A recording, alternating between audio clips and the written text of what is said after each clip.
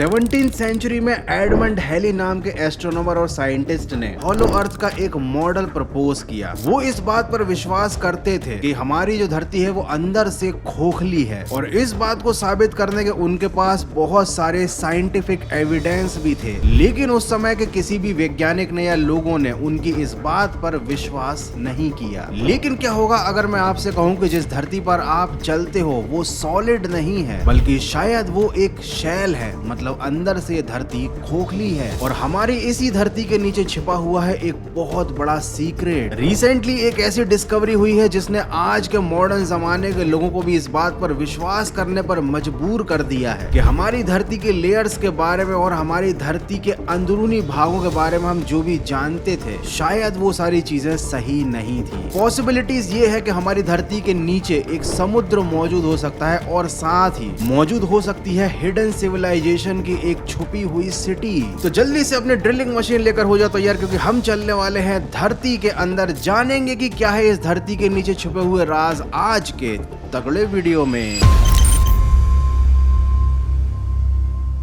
1970 Russia के वैज्ञानिकों ने धरती के अंदर दुनिया का सबसे डीपेस्ट होल बनाने का फैसला किया, क्योंकि वो लोग धरती के अंदर छिपे हुए राजों को जानना चाहते थे। इस प्रोजेक्ट का नाम था Kola super deep bore hole. ये दुनिया में बनाया गया आज तक का डीपेस्ट मैन मेड होल है। इसकी गहराई थी करीब 12.2 किलोमीटर। रशिया के वैज्ञानिक धरती की गहराइयों में छुपे हुए किन राजों के बारे में पता लगाना चाह रहे थे। इस बात को तो उन्होंने सीक्रेट रखा था, लेकिन वो इस बात को सीक्रेट नहीं रख पाए कि आखिर किन कारणों की वजह से उनको अपना ये प्रोजेक्ट बंद करना पड़ा। सब कुछ बिल्कुल सही चल रहा था। 12.2 किलोमीटर गहराई में धरती के अंदर तक रशिया के वैज्ञानिक खुदाई कर चुके थे। उन लोगों ने मरियाना ट्रेंच की गहराई और माउंट एवरेस्ट की ऊंचाई से भी ज्यादा गहरी खुदाई कर दी थी इस धरती के अंदर। लेकिन तभी अचानक कुछ ऐसा हुआ कि उन्हें अचानक से इस प्रोजेक्ट को बंद करना पड़ा। ईयर 1992 में इस प्रोजेक्ट को बंद कर दिया गया, और 2005 में इस होल को पूरी तरीके से सील कर दिया गया। साइंटिस्टों ने रीजन बताया कि जब उन्होंने धरती की गहराई में बहुत ज्यादा अंदर तक खुदाई कर ली थी तो उस जगह का टेम्परेचर इतना ज्यादा बढ़ गया था कि कोई भी मशीन उससे और ज्यादा अंदर गहराई तक सरवाइव नहीं कर सकती थी। लेकिन क्या आपको वाकई में ऐसा लगता है कि जब इस प्रोजेक्ट की शुरुआत की गई होगी तब साइंटिस्ट को पता नहीं होगा कि इतनी गहराई पर टेम्परेचर हाई ही मिलेगा? अभी तक इंसान धरती के कोर तक पहुंचा नहीं है, लेकिन फिर भी इंसान को इस बात की जानकारी है कि धरती के कोर में 6000 डिग्री सेल्सियस से ज्यादा का टेम्परेचर मौजूद होता है। तो क्या इस प्रोजेक्ट को डिजाइन करते वक्त साइंटिस्ट्स को बिल्कुल भी अंदाजा नहीं था कि 12 किलोमीटर की गहराई पर तापमान कितना ज्यादा बढ़ जाएगा? ये प्रोजेक्ट बंद होने के बाद इस प्रोजेक्ट से जुड़े हुए कई लोगों ने एक बहुत ही शॉकिंग इंफॉर्मेशन दी थी। उन लोगों ने बताया था कि यहाँ पर जब गहराई में खुदाई चल रही थी तब अंदर से इंसानों के चीखने चिल्लाने की आवाज सुनाई देने लगी थी। ऐसा लग रहा था जैसे कि उन लोगों ने नरक का दरवाजा खोल दिया हो।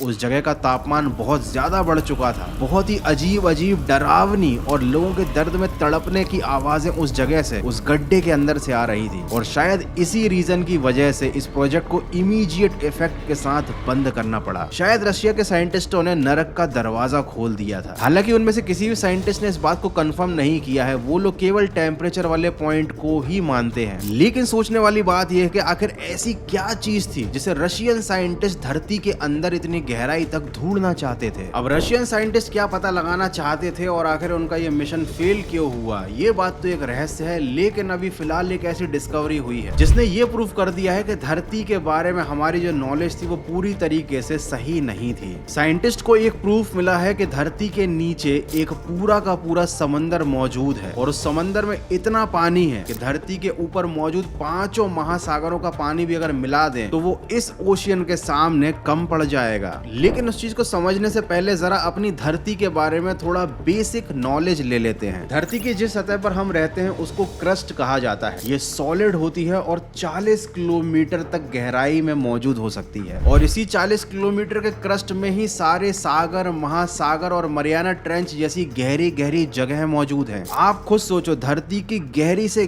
गहरी समुद्र की जगह धरती की फर्स्ट लेयर पर ही खत्म हो जाती है। उसके बाद धरती की सेकंड लेयर का नाम है मेंटल। ये 2900 किलोमीटर तक गहरी हो सकती है और यहाँ पर तापमान होता है 4000 डिग्री सेल्सियस। इसके दो पार्ट होते हैं जिसको अपर मेंटल लेयर और लोअर मेंटल लेयर कहा जाता है। और धरती की सबसे आखिरी अंदरूनी कोर जो सबसे ज्यादा डेंसेस्ट लेयर है धरती की, उसको कहा जाता है इनर कोर, जिसका टेम्परेचर होता है 6000 डिग्री सेल्सियस। तो अगर हम अपनी धरती के अंदर बेसिक लेयर्स को देखें तो हमारे पास है crust, upper mantle layer, lower mental layer और इनर कोर। और धरती के ऊपर हमारे पास है 5 महासागर जिनका नाम है Atlantic ocean, Indian ocean, Arctic ocean, southern ocean and the largest of them Pacific ocean. अब मैं आपको बताता हूं कि आखिर ऐसी क्या डिस्कवरी हुई है जिसकी वजह से पता चला है कि इन 5 महासागरों के अलावा भी इस धरती के सतह के नीचे एक छठा महासागर मौजूद है। और वो डिस्कवरी थी एक हीरे की, एक डायमंड की। ये डायमंड नॉर्मल माइनिंग के दौरान मिला था, लेकिन जब इस डायमंड को तराशते समय इस पर ध्यान दिया गया तो ये बात सामने आई कि ये डायमंड धरती में करीब 660 किलोमीटर नीचे फॉर्म हुआ था। उसके बाद इस साइंटिस्ट को जर्मनी, इटली और यूनाइटेड स्टेट्स के साइंटिस्ट ने एनालाइज किया। रमन स्पेक्ट्रोस्कोपी और FTIR स्पेक्ट्रोस्कोपी की टेक्नोलॉजी की मदद से पता लगाया गया कि इस डायमंड के अंदर एक रेयर मिनरल पाया गया है और वो रेयर मिनरल का नाम है रिंग वुडाइट। और ये मिनरल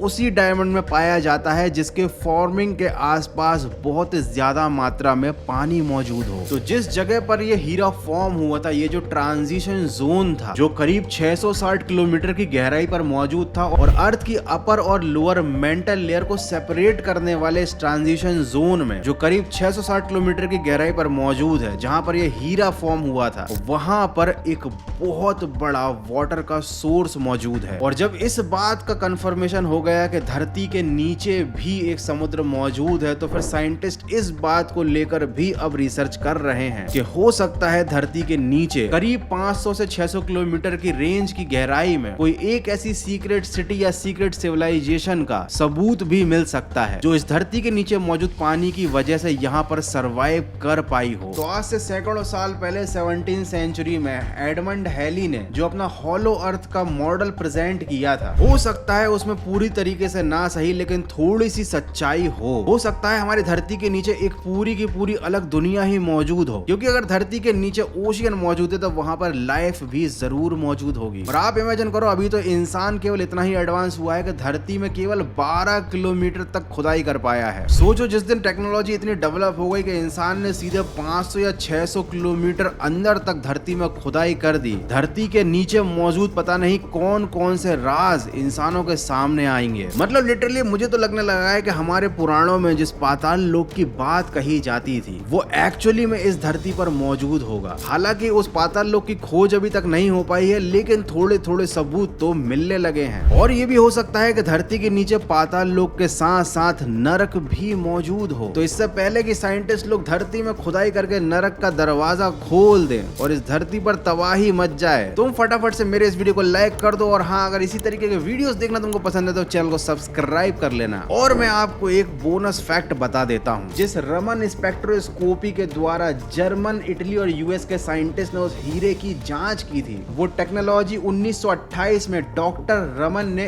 इंडिया में डिस्कवर की थी। उनका पूरा नाम था सर चंद्रशेखर वेंकट रमन, जिन्हें बाद में नोबेल प्राइज भी दिया गया था। देख रहे हो, मतलब उस टाइम के लोग कितनी बड़ी बड़ी खोजें कर लेते थे, लेकिन आज के टाइम में भैया इंडिया में कोई खोज वोज नहीं हो रही, क्योंकि सब लोग रील्स चलाने में जो व्यस्त हैं। तो जिन लोगों ने भी मेरा ये वीडियो देखा उनका बड़े दिल से शुक्रिया कि आपने रील्स ना चलाकर YouTube पर एक नॉलेज वाला वीडियो देखा। चलो मैं जा रहा हूँ अगले वीडियो की स्क्रिप्ट लिखने, तुम लोग तब तक एंजॉय करो। मिलते हैं अगले एक और तगड़े वीडियो में।